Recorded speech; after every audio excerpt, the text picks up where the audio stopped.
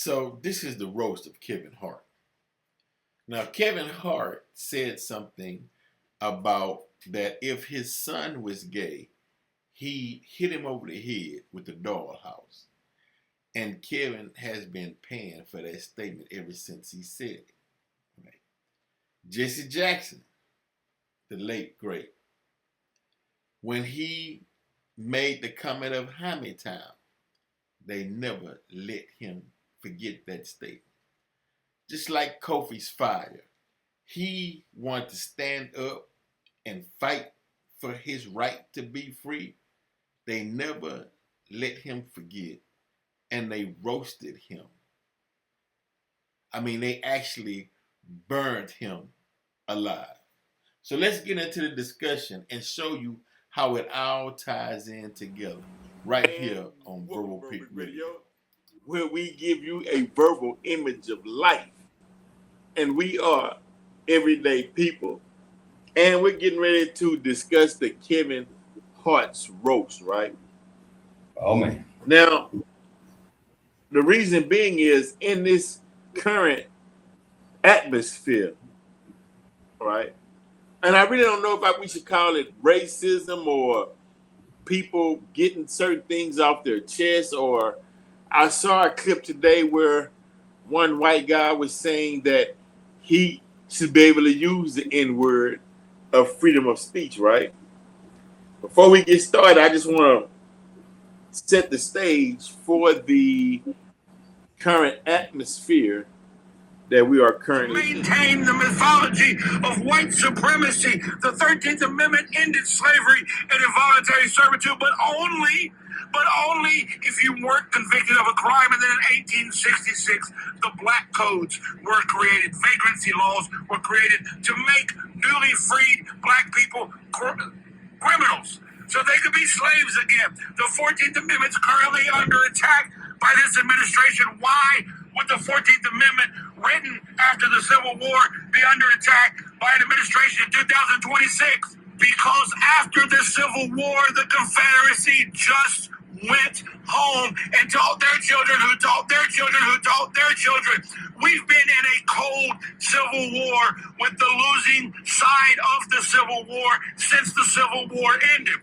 Okay, so look, on Monday, this is Monday, May 18th, 2026, two teenage gunmen motivated by white supremacist and neo-Nazi ideologies attacked the Islamic Center of San Diego, killing 3 people before taking their own lives.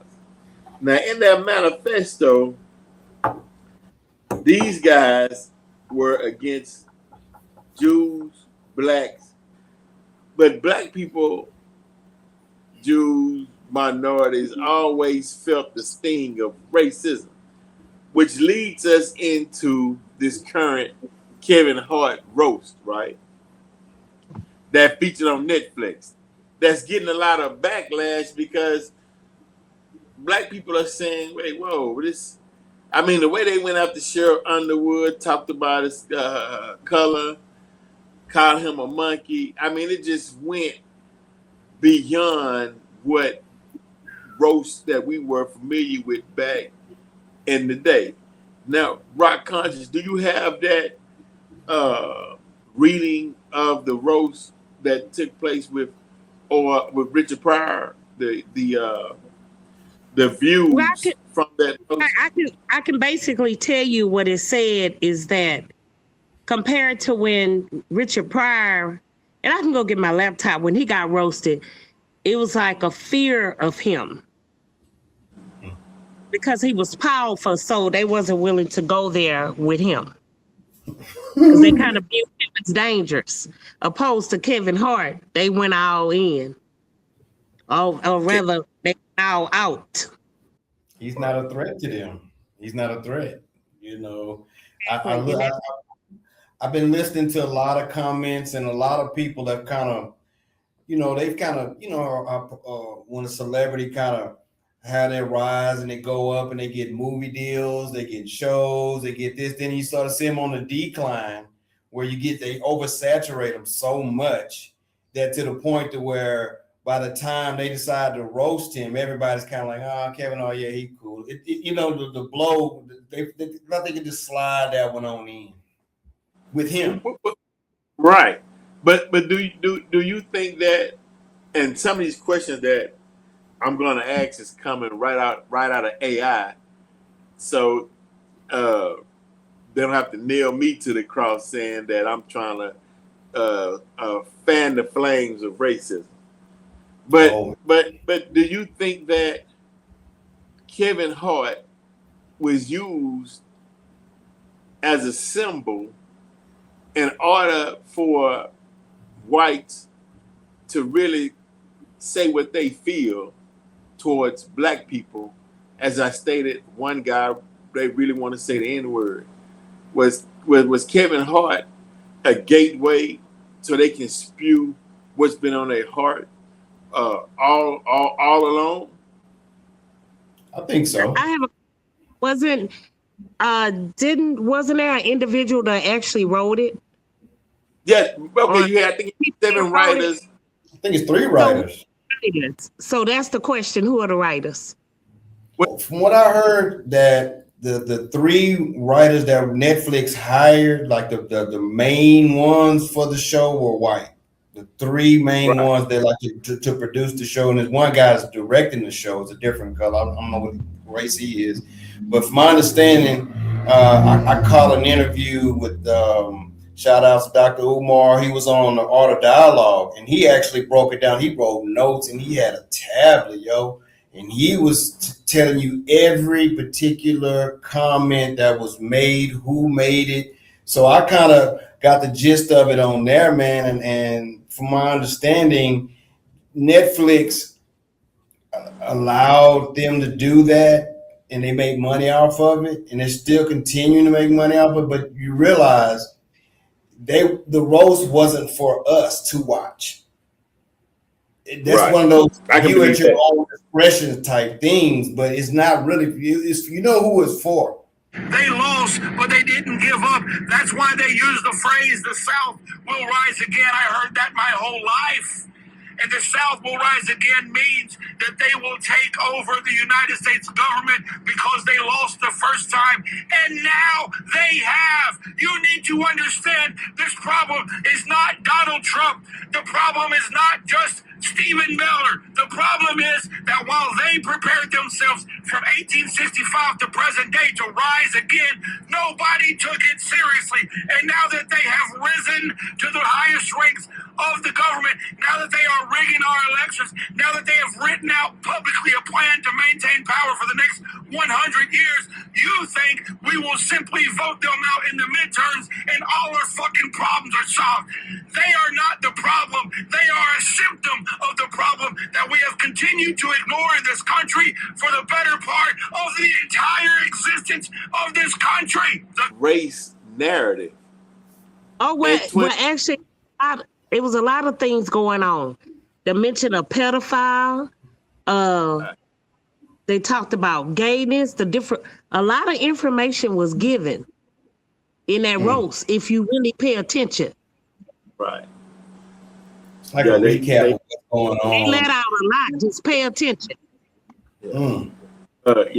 Cat Williams brought up the point that Kevin Hart was on the Epstein file, was on that island, and he said every time you mention it, Kevin Hart is quiet, which implicates his guilt, right? And also the lady brought up about the Proud Boy. See, it was a lot of little shots fired. Yeah. Confederacy controls the government. The mythology of white supremacy is making the rules. And I fear that we still don't see that and still don't have plans to hold the Confederacy, to hold white supremacy, to hold MAGA accountable. I fear that we think this is a single person problem, a single administration problem. I fear you don't understand what's actually happening in this country, and I fear you are not fucking mad enough. You are not alerted enough. All the 5 alarm bells. This is a 5 alarm bell, a 5 alarm bell. Everybody says this shit every fucking day, and I fear that not enough people truly grasp the gravity of what's actually fucking happening. The Confederacy went home and spent the last 160 years making a plan to rise again. And they succeeded. So now the question becomes, what the fuck are we going to do? Because electeds are not going to help us. Democrats don't know what the fuck they're doing. The power of the people has always been more powerful than the power of the people in charge. Wake up, America. Mm-hmm. So you saying it was more political and more race edgy than actually being a comic event. They was really having subliminal messages within all the roast. around, and then outside of even just black people also. Right. The lady might mention about Jewish. Yeah, she mentioned about the proud, called them boys proud. It was a lot of stuff that was said. I mean, it was like what you say? What did you say? About Jesse Hamlin? I heard she got some backlash on her too. They did her bad from what I understand too, that she got a lot of jokes told about her as well for her history or whatever, dealing with us or whatever, but I heard she got it too. Yeah, she did. She went ham they on them got too. her lover. That's all the black men she slept with. But wow. well, that's what they because she went off on them. She did. She said when it come time for the draft, ask them or are you gonna ask them if they were going to sign up or participate, and that's when she called them boys proud. So she was calling them proud boys, a part of that. It was a lot of slang going on. A lot of slang stuff went on. It's really deep. It's really they went ham on Kevin, but a lot of stuff was slid in. That's the problem. Yeah. In 2026, our minds are not intelligent enough to talk about topics that will lead us into the future that can be funny, that we still own slavery and 400-year jokes, and people would tune in to that. It's like, have we moved forward and moved beyond that realm, that scope of thinking? Like, why can't we get as a country over that hump? What is it to where people have to stay locked in and race baiting? I guess is this look. Even to this day, you get a black box, a white box. It's a race thing. Like, is it a competition? Oh, look, our competition. It's this country, bro. And we don't know, and we don't realize what meaning. Are we thinking two different ways? Are black people seeing America one way, and are white people seeing America something totally different? Or are we all Americans and we looking at this thing the same way? I think, and if we are, what's in the middle, what's in the middle, I think is the media. We don't regulate media, and I think that puts us to a disadvantage. We can do our own, like right now we're doing our own thing, but mainstream media is the divide.